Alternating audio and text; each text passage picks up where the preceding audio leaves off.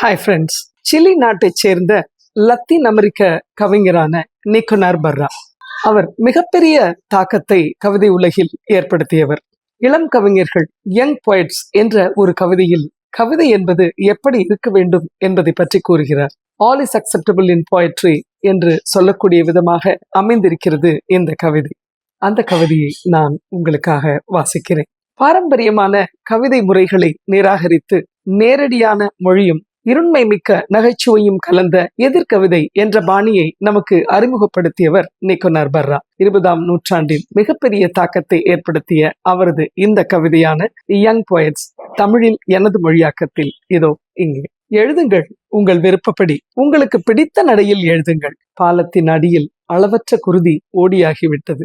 ஒரே ஒரு சாலைதான் சரியானது எனும் தொடர்ந்த நம்பிக்கையில் கவிதையில் எல்லாமும் அனுமதிக்கப்படுகிறது. நீங்கள் வெற்று பக்கத்தை மேம்படுத்த வேண்டுமெனும் நிச்சயமான ஒரே ஒரு நிபந்தனையுடன் எழுதுங்கள் உங்கள் விருப்பப்படி.